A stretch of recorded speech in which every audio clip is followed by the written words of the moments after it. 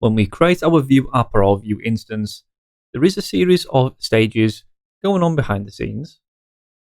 The Vue documentation has a pretty good diagram of exactly what goes on when we create a new Vue app. You don't need to remember these or fully understand for now, but do be aware that we can run some code at each stage of this lifecycle. For example, at the top we see vue.createApp, where we're passing our options. This is the initial stage which we've already looked at, and then we mount this to the DOM with app.mount. After this instance has been created, we have access to the before create and also the created hooks. These lifecycle hooks can be added to our object, which we pass into createApp, alongside the data and the methods which we're currently using. So let's take a look at these first two lifecycle hooks over in our script.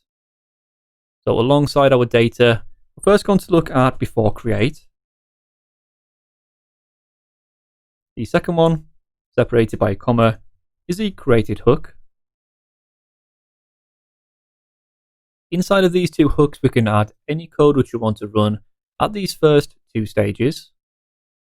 So to see exactly when each one of these hooks will run, we can do a console log. For the first one, I'm going to add some text of before create, so we know exactly which console log is running. And then remember, using this keyword, we can access any other properties from our Vue instance, such as our data sections. So we can output the value of our name using this.name. Copy this, and we can also output this inside of the created hook. Over to the console, right click and inspect, and also we may need to refresh too. We see that the before create hook returns a value of undefined. But below this, inside of the created hook, we have access to our data property. So why is this? Well, it's not until the created stage where Vue is finished processing and setting up things on our options object, such as our data and methods, which results in anything from our Vue instance, such as our data properties, to be returned as undefined inside of the before create hook. This means we would only use this for something such as an API call, which is not linked to any other sections, such as our data properties. We can also see this if we go back to the drawing. We can see inside of this section we don't have access to any of the Vue reactivity until after the before create hook. After this, we then go down to the template option, which gives us two separate options. We will take a look at this template option soon when we look at components. This is basically the section where we output all of our HTML, which includes the dynamic sections with the double curly braces. If this template option isn't available, instead it will go down to our section which we'll mount to and evaluate the contents inside of here. After this, we have a series of stages when the application is being mounted to the DOM. We can access before mount, or as soon as the app has been mounted. Once the app has been mounted to the DOM, we can also listen out for any changes too. We can then run some code before the update has happened or after the update has finalized. The final two stages is when a component has been removed from the DOM, and we can access the before unmount hook and also the unmounted hook too. And these final two stages are useful for any cleanup work. We maybe want to stop listening for any events, and this is the place to do it. To see how all this works in practice, I'm now going to make a simple API call to get some blog posts from an external source. And the source for these blog posts is going to be available from Json placeholder. This is a very simple and free to use API, which we can use to get some sample data, such as our blog posts. We can see that we can get blog posts, we can get comments, we can get albums, photos, to-dos, or also users. We're going to access the /post section, which is going to return 100 sample blog posts. So this is pretty simple. We just add /posts onto the end of this URL. This will return a list of 100 blog posts in JSON format.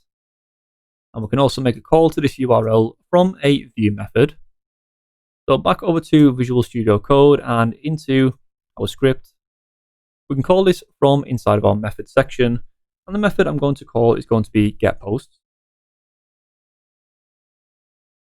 Inside of here, we're going to make use of the fetch API to make a call to this URL. So paste this in as a string, and this fetch API is just regular JavaScript. It's nothing to do with vue.js. We can then store the data which we get back inside of a variable called response. So since we are reaching out to an external API, this is going to be an asynchronous call.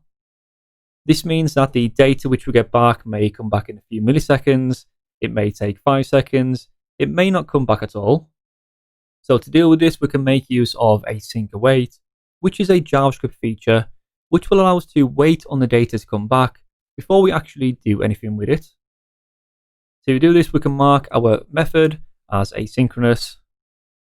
So we add the async keyword just before, and then we can await on our data coming back. This means if we try to access the response variable before this data comes back, it won't throw an error.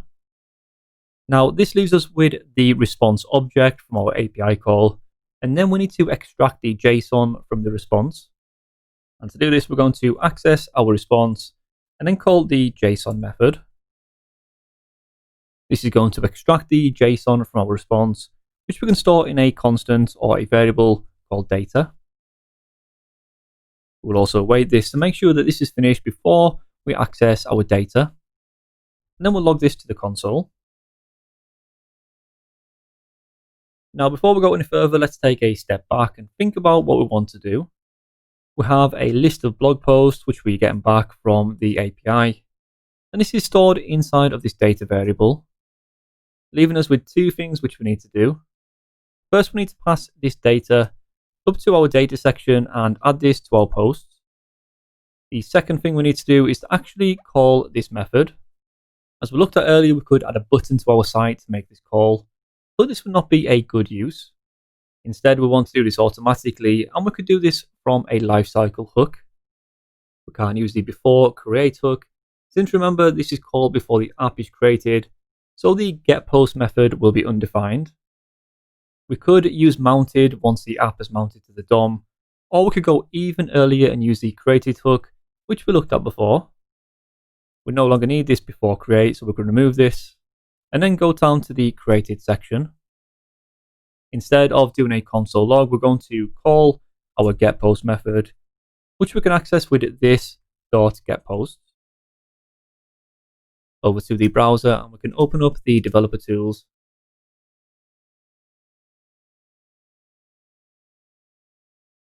Oops, and we see response is not defined, so we've got a spelling mistake. There we go. Response. Refresh.